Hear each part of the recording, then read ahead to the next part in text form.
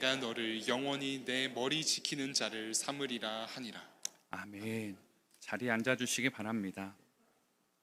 제가 예전에 봤던 프로그램 중에 이 스트리온 우먼 쇼라는 프로그램이 있었는데요. 거기에 이렇게 여러 가지 실험을 하는 것들이 있었는데, 그날의 이제 주제가 웃는 엄마와 무표정 엄마라는 주제를 가지고 이제 몇 가지 실험을 하더라고요. 근데 그 웃는 엄마와 무표정 엄마의 실험 중에서 좀 인상 깊었던 것은 시각 벼랑 실험이었습니다. 이 시각 벼랑이라는 게 어떤 거냐면, 이 두 개의 책상 사이에 큰 유리를 두면서 그 낭떠러지처럼 보이는 것을 유리로 막았기 때문에 실제로는 건너갈 수 있는데 양 옆에서 보면 낭떠러지처럼 보이게 하는 거죠. 그래서 어떻게 하냐면, 그 한쪽 편에 아이를 두고 그 맞은편에 이제 엄마가 있게 되는 겁니다. 그러면 이제 아이들이 엄마를 봤으니까요, 막 아기들이 기어가지 않겠습니까? 근데 이제 과연 그 낭떠러지를 어떻게 할 것인가 라는 질문을 이제 이 실험 앞에 엄마들에게 이렇게 질문을 하였습니다. 그랬더니 그 어머니들이 이렇게 얘기하더라고요. 우리 아이가 요즘 이제 높이를 구별할 수 있는 것 같다. 높은 데서 낮은 데로 가는 것들을 쉽게 이렇게 조심스러워하고 두려워하는 것 같다. 안 올 것 같다. 우리 아이는 못 건널 것 같다라고 막 이야기하는 거예요. 첫 번째 실험은 이 맞은편에 있는 엄마가 무표정한 표정으로 있는 것이었습니다. 근데 아이가 엄마를 보고 막 좋아가지고 오는데 움찔 가는 거예요. 그 시각 벼랑 앞에서. 왜냐하면 이 낭떠러지처럼 보이니까요. 근데 그리고 그 낭떠러지를 한번 보고 맞은편에 엄마를 봤는데 엄마가 어떤 표정이죠? 무표정한 표정인 거예요. 그러니까 이 아이가 한참을 엄마의 표정을 보더니 거기에 주저앉거나 아니면 뒤를 돌아서 다시 원래 있던 자리로 기어가는 거였습니다. 그런 실험이 몇 번 했는데 똑같더라고요. 그리고 나서 다음 실험에는 똑같은 아이들을 두고 이번에는 엄마가 환하게 웃는 그런 표정을 지어주기를 부탁했습니다. 아이들이 또 엄마를 보고 막 오다가 그 벼랑 앞에서 떨어질 것 같은 그 위기 앞에서 멈춰 섰어요. 근데 엄마를 보니까 이번에 어때요? 환하게, 이런 표정은 아니었어요. 정말 환하게 표정으로 막 이렇게 하니까요, 그 아이들이요, 이게 먼짓 하는데요, 다 기어서 그 벼랑을 건너뛰어서 가더라라는 것입니다. 제가 이 실험을 보면서 참 많은 생각을 하게 되었습니다. 이 실험의 엄마의 웃는 표정과 또 무표정한 표정이 아이에게 어떤 영향을 주는지에 대한 실험이었는데요, 그 엄마의 모습을 보면서 우리가 하나님을 어떻게 생각하느냐도 우리가 하나님께 나아가는데 굉장히 중요한 용기를 줄 수도 있고 주저하게 만들 수 있다라는 생각을 하게 되었다라는 거죠. 만약에 하나님이 우리를 향해 무표정한 표정으로 계시다라는 느낌을 갖는다고 생각해 보십시오. 어떤 시각 벼랑 앞에, 삶의 어려움 앞에 어떻게 할까요? 이 문제는 하나님이 나한테 벌을 주신 거야. 하나님이 나를 넘어뜨리려고 하시는 거야. 난 이걸 건널 수 없어. 그리고 아마 포기하거나 돌아설 것입니다. 근데 반대로요, 그 어려운 시각벼랑 앞에 하나님의 웃는 얼굴, 하나님의 선하심을 본다면 어떻게 할까요? 비록 그것이 절망이고 낭떠러지 같아 할지라도 믿음의 사람들은 그곳을 통과하여 나아갈 것이라는 생각을 제가 하였다라는 것입니다. 사랑하는 성도 여러분, 혹시 지난 한 주간 여러분 앞에 놓여있던 시각벼랑은 무엇입니까? 여러분이 보기에 건널 수 없을 이유들이요, 하나님 앞에 나아갈 수 없는 이유들이요, 하나님 앞에 설 수 없는 이유들이요, 그게 무엇이었습니까? 그렇게 했는데, 심지어는 하나님 앞에 그래서 기도했는데도 하나님도 마치 무표정한 엄마처럼 아무런 응답도 주지 않아서 그 시각벼랑 앞에서 울고 돌아서야 했던 분들이 혹시 계시지는 않으십니까? 오늘 그 여러 이유로 시각벼랑에서 돌아서야 했던 그 여러분들의 마음이 오늘 다윗의 마음과 비슷하지 않을까라는 생각을 해보게 되었습니다. 왜냐하면 다윗도 삶의 벼랑 앞에 서 있었기 때문이었습니다. 사실은 다윗은 오늘만 벼랑이 아니었어요. 늘 10년 내내, 평생 내내 그 벼랑 앞에서 살아가는 사람이 다윗이었습니다. 이 10여 년은 더욱 그랬죠. 왜냐하면 매일매일이 도망자의 삶이었고 매일매일이 벼랑 끝에 몰려 있는 것 같았습니다. 죽음과 자신과의 차이가 한 걸음 차이다라고 말할 수밖에 없었던 그의 그 절박함이요. 10여 년 동안 나아진 건 별로 없었습니다. 주변에 사람들이 600명이 생기고요. 그의 가족까지 하면 수천 명이 되었지만 그러나 다윗의 삶은 여전히 도망자고 다윗의 꿈은 여전히 이루어질 날이 요원해 보이기만 하였다라는 것입니다. 그래서 그런 삶이 10여 년이 되다 보니까 여러분 한번 생각해 보세요. 10여 년 동안 나아가지를 못하는 삶, 10여 년 동안 하나님의 응답이 더디 오는 삶, 하나님이 무표정한 것처럼 계신 것 같은 그런 삶을 살다 보면 어떻게 될까요? 아마도 지치고 힘들어하는 게 당연한 것 아니겠습니까? 다윗이 탈진해 버렸어요. 변하지 않는 삶 때문에 하나님이 계속 응원해 주시는 것 같은데 자신의 삶은 나아가지지 않는 것 때문에 그는 완전히 탈진해 버렸습니다. 그래서 이 27장의 이 앞에 있는 장들이 보면 다윗이 자꾸 업다운이 심한 모습들을 볼 수가 있습니다. 24장에서 엔게디 굴에서 사울의 옷자락을 베는 대범한 모습을 보여줬는데 25장에서는 나발의 그 자극에 막 화를 내면서 칼을 뽑았던 모습을 기억하실 겁니다. 26장에는 다시 십광야에서 사울의 창과 물병만을 회수하고 또 멋진 모습을 보여주는데 오늘 27장에서는 다시 바닥을 치면서 나 도망갈래 하면서 블레셋으로 도망치는 게 아니라 아예 망명을 하는 그 모습을 오늘 성경은 보여주고 있다라는 거죠. 왜 이렇게 다윗이 업다운이 심할까요? 탈진했으니까요. 지쳐가지고요 더 이상 그 안에 그 하나님을 향한 항상성을 유지할 힘이 떨어져 있다라는 거죠. 그래서 하루하루 삶과 죽음의 경계에서 어떨 때는 용사 같다가 어떨 때는 이상하게 화가 많은 사람 같다가 어떨 때는 부정적인 사람이 됐다가 어떨 때는 비관적인 사람이 됐다가 영적 바닥을 치는 모습들이 그 다윗 한 사람 안에 이 한 장 한 장을 넘어갈 때마다 이렇게 편차를 보이고 있다라는 거죠. 다윗의 삶이요, 다윗의 기분이요, 이렇게 롤러코스터와 같이 오르락 내리락 하고 있는 모습을 볼 수 있습니다. 혹시 여러분 안에도 한 주간 그래 하나님으로 살아보자 막 올라갔다가 에이 안 돼 내려갔다가 그래도 해보자 했다가 에이 나는 안 돼 하고 막 이러신 분들 계십니까? 그런 인생의 롤러코스터요. 그런 롤러코스터를 탈 때 조심해야 될 게 있는데요, 그 첫 번째가 저는 잘못된 결정을 하지 말아야 된다라는 것입니다. 다윗에게 사울의 창끝과 추적의 끝이 끝나지 않을 것 같이 보였습니다. 더 이상 사울의 손을 피할 수 없을 것 같아서 오랜 병에 효자 없다는 말처럼 오랜 고통은 다윗을 철저하게 그 신실했던 다윗을 망가뜨려 가고 있는 것처럼 보입니다. 많이 지쳐 있습니다. 많이 탈진했습니다. 그 모습이 1절에 나와 있습니다. 우리 27장 1절을 세 번역으로 제가 준비했는데 한번 같이 읽도록 하겠습니다. 시작.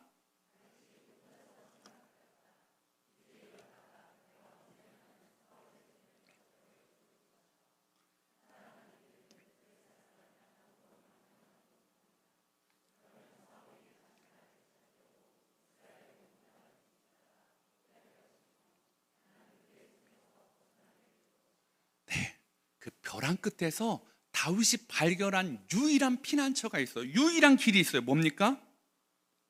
블레셋으로 들어가는 것, 망명하는 것뿐이다 라고 말하고 있었다라는 거죠. 그런데 이것은요 철저하게 다윗의 잘못된 생각이었습니다. 다시 1절을 한번 보여주시겠습니까? 이렇게 나옵니다. 다윗이 혼자서 생각하였다라고 말하고 있습니다. 이게 누구의 생각이죠? 다윗의 생각이었어요.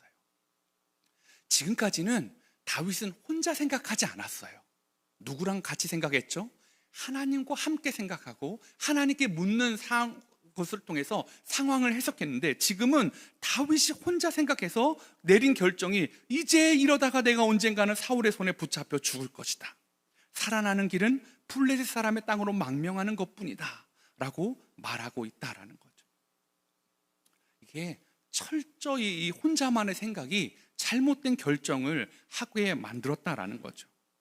사실 26장에서 사실은 이 27장에서는 다윗이 사울을 두려워하고 있는데요, 26장에서는 반대였어요. 사울이 다윗을 두려워했습니다. 그래서 사울이 다윗에게 내가 범죄하였다라고 고백하고 네가 반드시 왕이 될 거다라고 많은 사람들 앞에서 선포하는 장면이 나오고 있었다라는 거죠. 사실 지금까지 사울이 다윗을 쫓고 있었지만 사실 늘 쫓는 심정은 쫓기는 심정은 왕의 자리에 있던 사울이었다라는 거죠. 실제적으로는 사울이 쫓는데 쫓기는 건 사울이었어요. 늘 불안한 거는 사울이었는데 지금 그 사울의 마음이 다윗의 마음과 비슷해져 버렸습니다. 다윗도 불안함에 휩싸여져 있다라는 거죠. 하나님의 손은 사울과 3,000명의 군대를 다 재우시고 그 사울 앞에 다윗을 세워놓을 정도로 기적을 보여주셨음에도 불구하고 그 하나님의 손, 사울과 3,000명을 재우고 무방비한 상태로 자신의 원수 앞에 세워주셨던 그 하나님의 손은 보이지 않고 사울의 손이 더 크게 보여지는 것입니다. 하나님의 손보다 사울의 손이 훨씬 더 커 보여서 그는 도망치고 있다라는 거죠. 마치 엘리야가 그랬던 것처럼 말입니다. 엘리야가 어떤 기적을 경험했습니까? 850명의 사람들과 영적인 전투에서 하늘에서 불을 내리게 하고 비를 내리게 했습니다. 그런데 열왕기상 19장에 보면 이세벨이 내가 이 엘리야를 반드시 죽이겠다 할 때에 그가 두려움이 그 마음에 확 찾아왔습니다. 그래서 도망치죠. 그리고 하나님 앞에 기도합니다. 나만 남았습니다. 여러분, 그 모습처럼 다윗도 지금 그 마음 가운데 자신이 함몰되어져 가고 있다라는 거죠. 아무리 내가 그렇게 멋진 용기를 보여주고 믿음의 모습을 보여줘도 사울은 변하지 않아. 내가 그를 2번이나 용서했음에도 불구하고 사울은 변하지 않아. 환경도 변하지 않아. 그리고 하나님도 그러니까 내게 무표정한 엄마처럼 나를 바라보고 계신 거 아니야? 라는 생각이 다윗에게 찾아왔다라는 거죠. 그러나 실상은 그러지 않았습니다. 사무엘상 23장 14절에 보면 이렇게 말합니다. 다윗이 광야의 요새에도 있었고 또 십광야 산골에도 머물렀으므로 사울이 매일 쳤되 하나님이 그를 그의 손에 넘기지 아니하시니라. 사울의 손보다 훨씬 더 크신 하나님의 손이, 하나님의 능력이 다윗을 지켜주고 계셨다라는 거죠. 광야의 요새나 광야의 산골에서도 매일 지켜주셨던 그 하나님의 손이 안 보이기 시작한 거예요. 누구 손에 가려졌습니까? 사울의 손에 가려져서 말입니다. 그래서 그 사울의 손 때문에 그 시각벼랑 앞에서 나는 건널 수 없어, 나는 저곳에 이를 수 없을 거야, 나는 왕이 될 수 없을 거야, 나는 결국 죽게 될 거야 라는 그런 생각 안에서 나는 그렇다면 블레셋으로 떠나가자, 망명하자라는 그 결정을 혼자 내리고 있다라는 것입니다. 이게 다윗의 인생에 한 번 실패했던 결정이 있지 않습니까? 한 10여 년 전에 다윗이 도망자의 첫 시기에 이 가드왕 아기스에게 간 적이 있었습니다. 그때 기억나시죠? 미친 체 하면서 침 흘리면서 문을 벅벅 긁으면서 미친 체 하고 겨우 살아남았습니다. 그런데요 다시 또 그 길을 한다는 것은 그만큼 다윗이 지쳐있고 삶을 분간할 수 있는 이 영적 지각이 많이 상실되어 있는 것을 볼 수 있다는 거죠. 이 길밖에 없어 라는 그 생각이요. 두 번째, 인생의 롤러코스터를 탈 때 조심해야 될 것은 잘못된 피난처를 찾는 것이다라는 거죠. 탈진한 다윗이 결정은 블레셋이었습니다. 그런데 그것은 하나님이 원치 않는 길이었습니다. 만약에요 하나님이 안전한 곳을 원하셨다면 모압으로 갔을 때 다시 유다 땅으로 들어가라 하지 않으셨을 겁니다. 모압의 요새에 머물라고 하셨을 텐데 하나님은 갓 선지자를 통해 너 다시 유다 땅으로 들어가라 라고 말씀하셨다라는 거죠. 그런데 다윗이 다 잊어버리고 정말 은혜를 구해야 될 하나님이 아니라 엉뚱한 곳에서 은혜를 구하고 있습니다. 사무엘상 27장 5절입니다. 다윗이 아기스에게 이르되 바라건대 내가 당신께 은혜를 입었다면 지방 성읍 가운데 한 곳을 내게 주어 내가 살게 하소서. 당신의 종이 어찌 당신과 함께 왕도에 살리까 하니 라고 말하고 있습니다. 다윗은 지금까지 누구에게 은혜를 구했습니까? 하나님께 은혜를 구했습니다. 근데 지금은 누구한테 은혜를 구하죠? 아기스 왕에게 은혜를 구하고 아기스 왕에게 성을 요청하고 땅을 요구하고 있다라는 거죠. 그래서 그 문제가 잘 해결된 것처럼 보입니다. 4절에 보니까 다윗이 가드에 도망한 것을 어떤 사람이 사울에게 전하매 사울이 다시는 그를 수색하지 아니하니라. 야, 그 두려움의 그 절벽 앞에서 선택했던 것이 맞는 것 같아요. 그래서 사울이 다시는 다윗을 수색하지 않게 되었습니다. 그리고 아기스 왕으로부터 이 시글락이라는 성도 하사받을 수 있게 되었습니다. 이제 몸을 의탁할 만한 성이 처음으로 그에게 생겼다라는 거죠.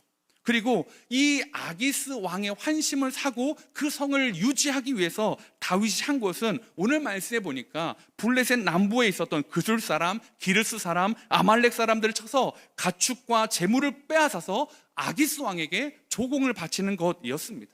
이게 한두 번이 아니었던 것 같습니다. 27장 10절에 보니까 이렇게 말합니다. 아기스가 이르되 너희가 오늘은 누구를 침노하였느냐 하니 라고 말하고 있습니다. 무슨 말입니까? 오늘은 누구였냐는 것은 지난번에도 지지난번에도 지난번에도 있었다라는 거죠. 즉 다윗의 삶이요 어땠다라는 것입니까? 사울의 칼끝을 피해가지고 창끝을 피해서 사울의 손을 피해서 살아가게 되니까 행복했습니까? 안전했습니까? 아니요. 그 낯선 땅에서 성은 있었고 그렇지만 하나님의 은혜가 아니라 그 왕의 은혜, 그 왕의 기분을 맞추기 위해서 거짓말해야 되죠. 다른 나라를 노략질해야 되죠. 그렇게 하면서 살아가고 있는 모습을, 또 그것들을 그 왕에게 진상하고 있는 모습을 보여주고 있다라는 것입니다. 그러면 아기스 왕이 괜히 다윗을 그냥 정말 무작정인 은혜를 베풀려고 받아준 겁니까? 아닙니다. 오늘 우리가 읽었던 28장 1절에 보면 왜 받아뒀는지를 성경은 이야기하고 있습니다. 블레셋이 이스라엘과의 전쟁을 앞두고 다윗을 그 전투의 선봉장으로 세우고 싶은 것이 아기스 왕의 뜻이었다라는 거죠. 처음에 10여 년 전에 홀로 왔을 때는 그냥 죽여버렸으면 좋겠어요. 그런데 10여 년이 지난 다음에 다윗이 블레셋에 왔을 때는 혼자 온 것이 아니라 600명의 싸울 수 있는 사람들과 왔습니다. 그리고 그 카를라를 이스라엘에게 돌릴 때 전쟁에서 이스라엘이 느끼는 충격을 한번 생각해 보십시오.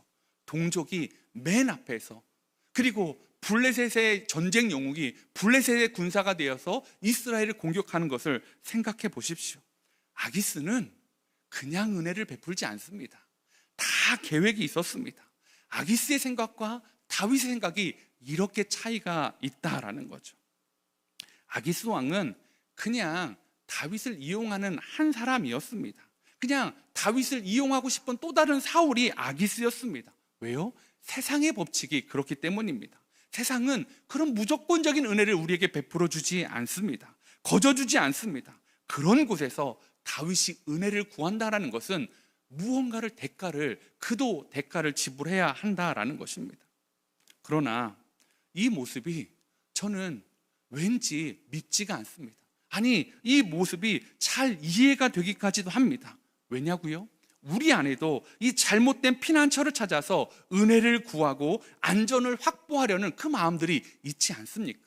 하나님 외에 다른 곳, 여기가 피난처야. 여기서 내가 안전할 수 있어. 이 성에 들어가야 돼. 저 사람의 비율을 맞춰야 되고, 저 사람에게 눈에 띄어야 되고, 저 사람의 기분을 좋게 해야 되고, 그런 일들이 세상을 살아갈 때 얼마나 많이 있으십니까? 그리고 그런 모습은 다윗과 우리 안에만 있는 것이 아니었습니다. 아브라함은 어떻습니까? 아브라함도 자기 아내를 누이라고 속이는 일을 2번이나 저질렀습니다. 그때마다 자신의 위기의 칼끝에서 피하고 싶은 마음들이었습니다. 그것뿐이겠습니까? 수많은 믿음의 사람들요. 야곱은 어땠습니까? 외삼촌 라반의 집을 피난처라고 생각했는데 그곳이 피난처가 아니라 오랫동안 수십 년을 정말로 종살이하는 것처럼 노동력을 착취당하는 곳이 바로 외삼촌의 집이었습니다. 요나도 그랬습니다. 다시스로 가는 배가 피난처인 줄 알았는데 물고기 뱃속으로 직행하는 고속 함정이었다라는 거죠.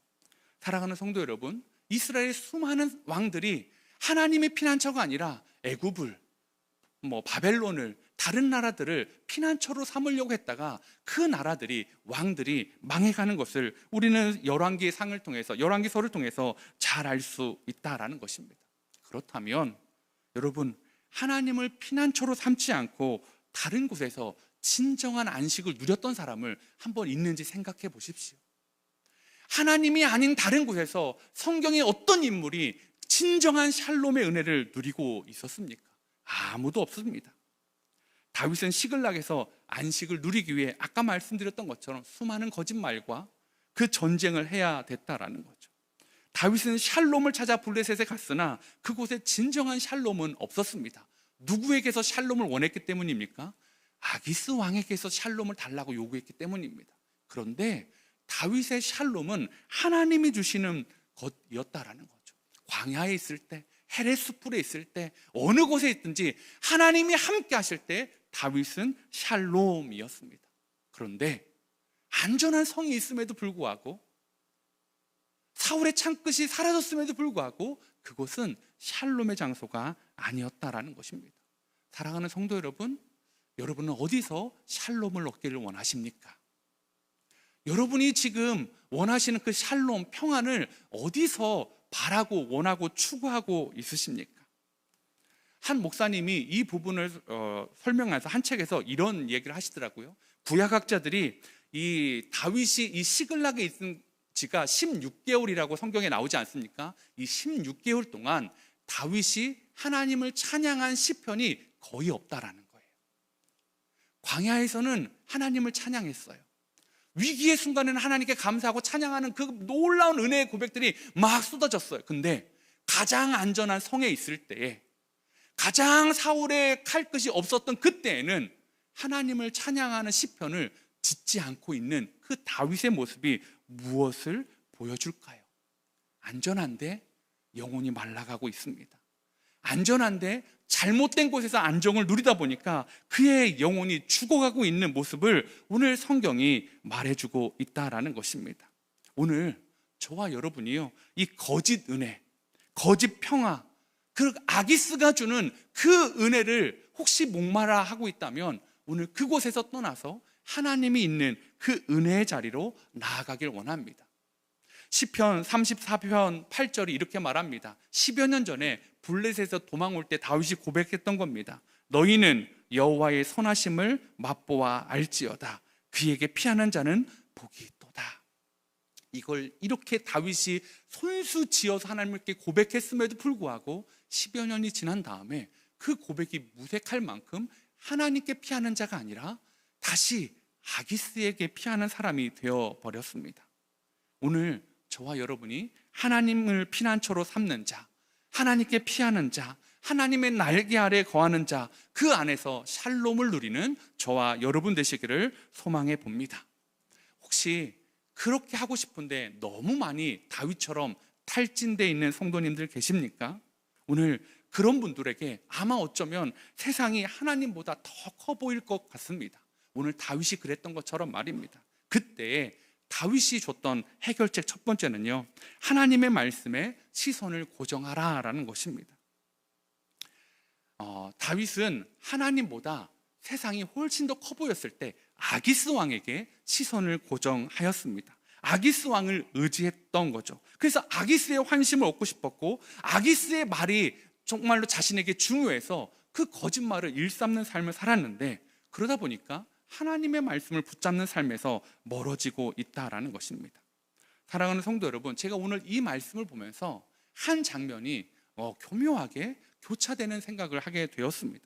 무슨 말씀이냐면, 풍랑 속에서 베드로에게 나와 오라고, 물 위를 걸어오라고 말씀하시는 그 주님의 장면이 제게 떠올랐습니다. 한번 생각해 보십시오. 그 풍랑 속에서 주님이 갈릴리 호수를 걸어오셨습니다.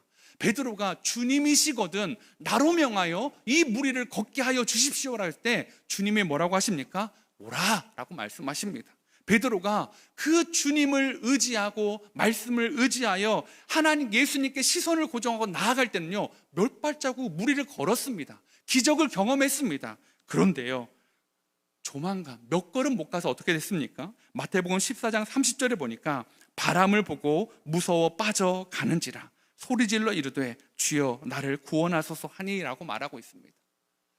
그가 예수 그리스도를 보고 예수님의 말씀을 의지할 때는 아무도 하지 못했던 물을 걷는 기적을 보여주었는데요, 바람을 보고 무서워할 때는요, 다시 자신을 받쳐주는 그 하나님의 손길이 없어질 것 같은, 없는 것 같은 느낌을 받고 그가 물에 빠져가고 있다라는 것입니다. 이 말은 예수님을 바라보고 갈 때에는 그가 물 위를 걷는 기적을 행하였다라는 것을 우리에게 설명해 주고 있다라는 것입니다. 사랑하는 성도 여러분, 우리가 어떻게 이 어려운 시기에 세상이 하나님보다 더 커 보임에도 불구하고 하나님의 말씀에 의지하여 나갈 수 있습니까? 주님의 말씀에 하나님께 시선을 두는 것이다라는 것입니다. 그러면 하나님의 말씀에 시선을 두는 게 어떤 것일까요? 하나님의 손길이 어떻게 더 세상의 손길보다 더 커 보일 수 있을까요? 제가 요즘 참 고민하는 것 중에 한 가지, 여러 가지 것 좀 있는데 그 중에 하나가 우리 성도님들이 참 어려운 분들이 많다라는 것입니다. 요새 한 달 어간으로 참 어려운 분들이 너무나 많이 일어나고 있습니다. 경제적인 부분에 대해서, 질병 때문에, 뭐 여러 가지 이유들 때문에 정말로 어려운 분들이 많이 있는데요. 지난주에 한 가정이 저에게 장문의 카톡을 보내주셨습니다.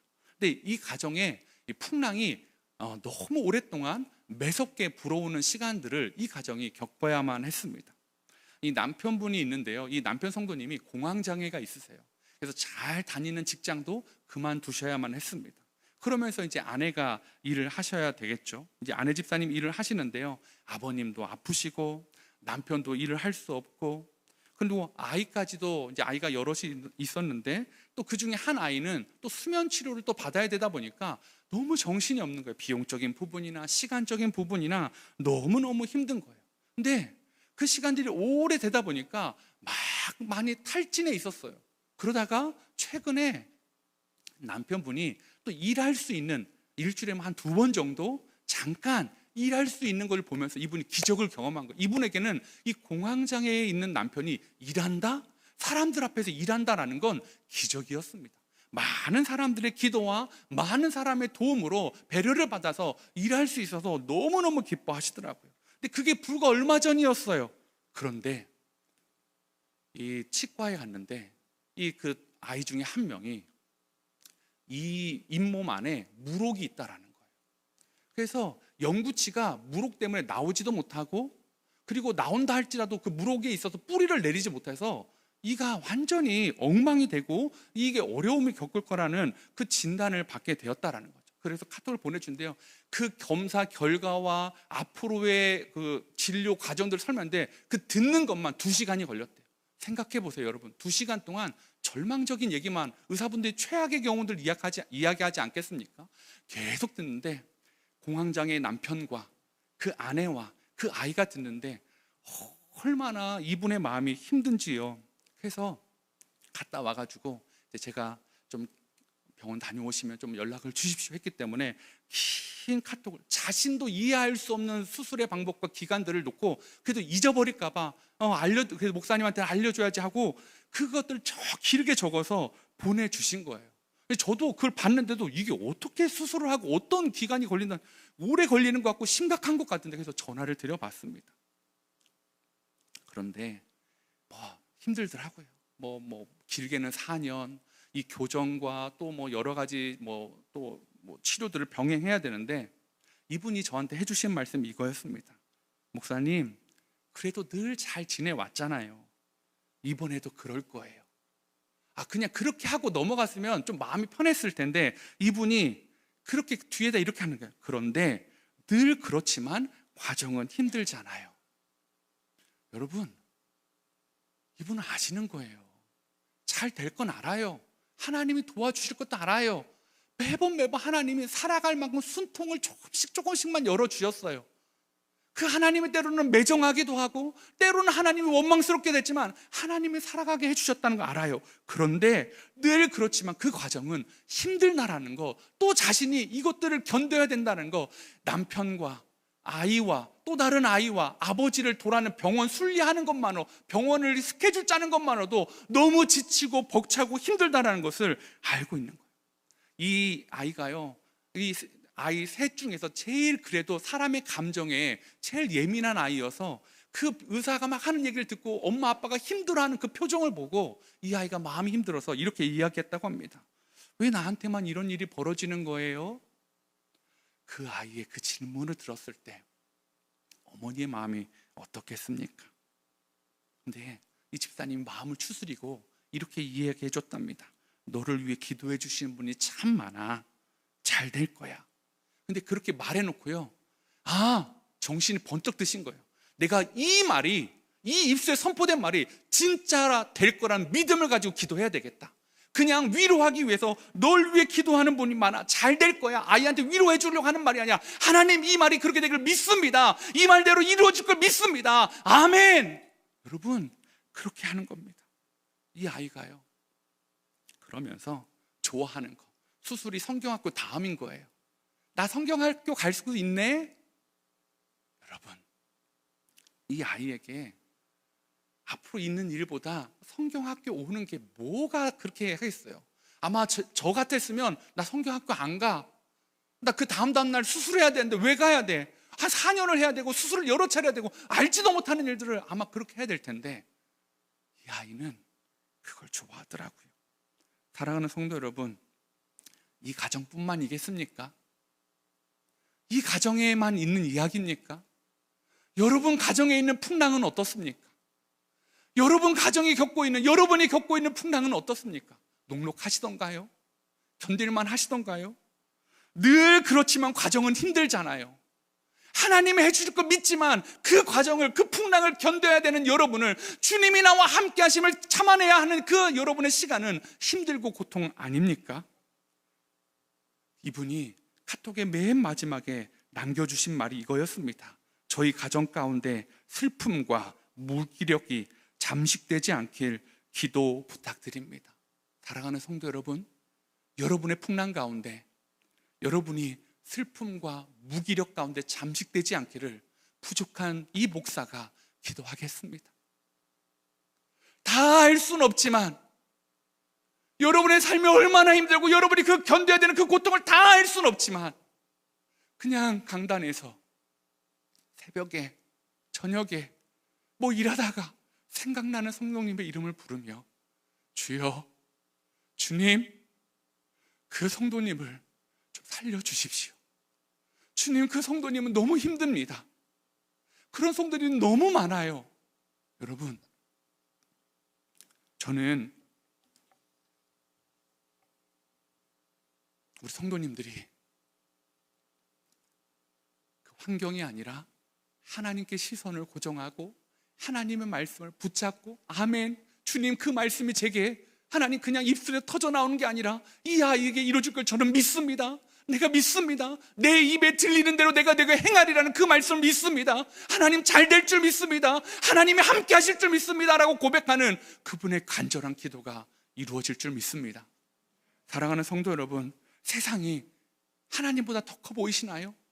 그러면 하나님을 더 집중해서 보십시오. 그러면 여전히 무리를 걸어오라고 하시는 그곳에 계시는 주님이, 다윗을 지켜주시는 넉넉한 하나님의 손이 보여주실 줄 믿습니다. 세상이 하나님보다 커 보일 때 두 번째, 우리를 포기하지 않는 하나님을 신뢰해라 라는 것입니다. 여러분, 그럼에도 불구하고 베드로는 물에 빠졌어요. 그럼에도 불구하고 다윗은 블레셋으로 망명했습니다. 그러면 망하는 것입니까? 그러면 패배자입니까? 끝나는 것입니까? 마태복음 14장 27절에 예수께서 즉시 이르시되 안심하라, 나니 두려워하지 말라. 여러분, 베드로는 실패했어요. 근데 즉시래요. 주님이 손을 내밀어서 물에 빠져가는 베드로를 붙잡아 주셨습니다. 다윗이 무기력하게 시글락성에 1년 4개월 16개월을 있었음에도 불구하고 하나님이 일하시지 않은 게 아니었어요.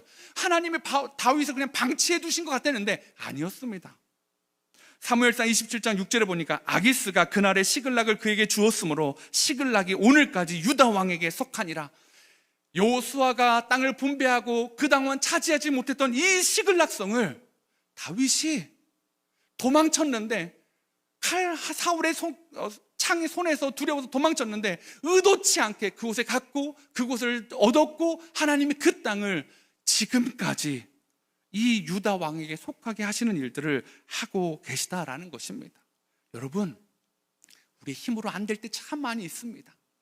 막 하나님 붙잡는데 그 가정도 또 막 힘들 거예요. 그 이야기를 듣고 한 이틀 너무너무 힘들대요. 잠도 못 자고 너무너무 힘들었는데 하나님이 손을 내밀어서 건져주시는 것들을 경험하고 계신다고 저는 믿습니다. 사랑하는 성도 여러분, 우리를 향해 즉시 손 내미셔서 내니 두려워 말라 하시는 그 음성을 들으시는 저와 여러분 되기를 바랍니다. 여러분 들리십니까? 그 음성이, 그 약속이 믿어지십니까? 여러분의 시각 절벽 앞에 나는 넘어갈 수 없는데 저 너머에서 무표정한 표정이 아니라 사랑하는 아들아, 사랑하는 딸아, 와라! 내가 너를, 그 절벽을, 그 낭떠러지를 넘어가게 해줄게. 그거 아무것도 아니야. 내가 이미 보이지 않는 길을 깔아놨어. 마치 홍해 밑에 하나님의 큰 길을 숨겨놓으셨던 그 하나님의 은혜처럼 말입니다. 세상에 보이는 것은 넓은 홍해였고 뒤에 보이는 건 이집트의 군대였지만 하나님은 보이지 않는 길을 홍해 밑에 숨겨놓으셨던 그 하나님이 저와 여러분의 시각절벽 앞에 또 다른 길을 열어주시고 또 다른 길을 열어주시는 그 하나님을 여러분 진짜 신뢰하십니까? 그러면 여러분 힘을 내십시오. 다윗이 많이 비참해지고요, 많이 지쳐있고요, 많이 어렵지만 그가 본인의 힘으로 일어선 것이 아니라 하나님이 또 손을 내밀어 주셨습니다. 베드로에게 손을 내밀었던 그 주님이 저와 여러분과 그 가정에 손 내밀어 줄 줄 믿습니다. 오늘 이 시간에 이 말씀을 기억하면서 우리 이렇게 찬양하길 원합니다. 주님 나를 부르시니 두려움 없이 배에서 나아가리라. 주님 나를 부르시니 주님 내게 오라시니 주님 보고 계시기에 의심치 않고 어떤 표정으로 바라보신다고요? 여러분에게 환한 미소를 가지고 여러분에게 약속했던 그 소망의 말씀을 붙잡고 내게로 오라고 말씀하신 그 주님을 붙잡고 바다를 걸어 가리라. 이 찬양이 우리의 고백이 되길 원합니다. 우리 함께 힘있게 찬양하도록 하겠습니다.